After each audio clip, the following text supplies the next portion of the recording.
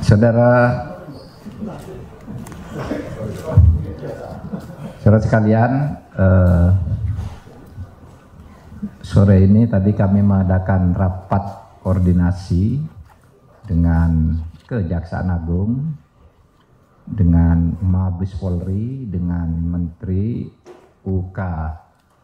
UKM, Koperasi dan Usaha Kecil Menengah, kemudian dengan kantor staf Presiden untuk membahas keterkejutan Indonesia, baik pemerintahnya maupun rakyatnya, karena kasus Indosuria yang sudah dibahas lama bahwa itu merupakan perbuatan hukum yang sempurna sebagai pelanggaran pidana, baik dari Kejaksaan Agung, Kepolisian, PPATK, itu ternyata dibebaskan, konslah oleh Mahkamah Agung.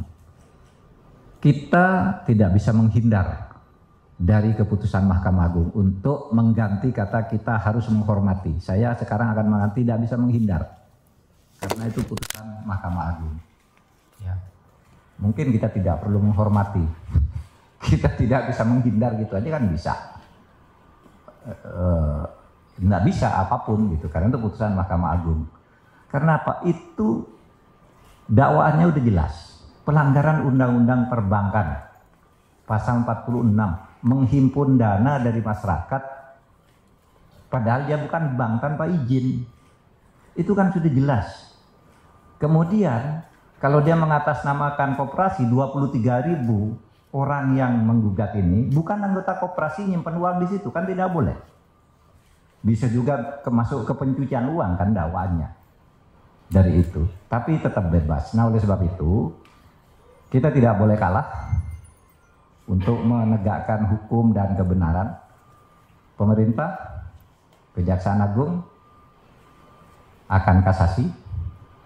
Kita juga akan membuka kasus baru dari perkara ini karena tempus deliktinya dan lokus deliktinya setelah korbannya masih banyak. Kita tidak boleh kalah untuk mendidik bangsa ini berpikir secara jernih dalam penegakan hukum. Dalam pada itu, pemerintah juga akan segera melaksanakan putusan PKPU, Peradilan Niaga, ya, yang sudah memenangkan itu pemerintah ya, nasabah atau penabung untuk ya mengambil harta itu untuk dibagi. Itu putusan pengadilan, cuma masalahnya sekarang pengurusnya masih yang lama. Nanti kita akan melakukan langkah hukum. Dan untuk jangka panjang, panjang dalam arti di luar panjang sesudah ini, tidak panjang-panjang amat kalau waktunya. Kita mohon pengertian kepada DPR. Kita akan merevisi Undang-Undang Koperasi. Karena sekarang penipuan-penipuan dan pencurian uang rakyat itu, kalau Undang-Undang Perbankan ada pengawasnya. Kalau Undang Koperasi itu mengawasi dirinya sendiri koperasi, sehingga Menteri Koperasi, pemerintah tidak bisa ikut ke dalam. Baru sesudah terjadi dipaksa ikut oleh hukum.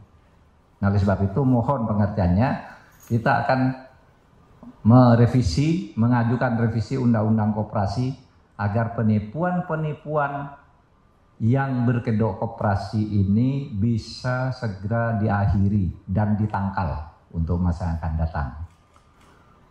Demikian untuk kasus Indosuria. Kepada masyarakat juga hati-hatilah, jangan sembarang nyimpan uang di koperasi juga. Gitu, karena pada akhirnya ya seperti ini kita semua yang jadi repot karena tidak hati-hati memilih tempat nyimpan uang atau membeli saham atau apapun namanya gitu, supaya hati-hati. Ada lembaga-lembaga yang resmi yang menjamin keamanan uang itu, ada undang-undangnya juga. Kalau seperti ini lalu siapa yang mau disalahkan juga? Pemerintah tidak ikut-ikut, tiba-tiba uang itu terjadi padahal oleh undang-undang pemerintah tidak boleh melakukan pengawasan terhadap koperasi. Di pengadilan juga persepsinya beda. kan gitu. Tapi mari kita jangan takluk terhadap mafia-mafia dan penghisapan terhadap kekayaan rakyat yang seperti ini. Terima kasih. Assalamualaikum. Ya, yang PKPU tadi yang sudah diputus peradilan niaga itu jumlahnya 8 ya.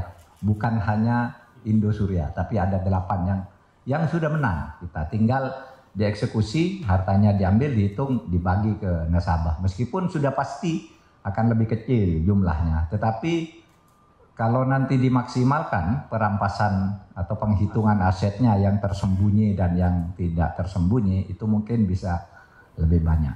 Tetapi itu satu upaya yang secara hukum bisa dilakukan. Sekian, makasih.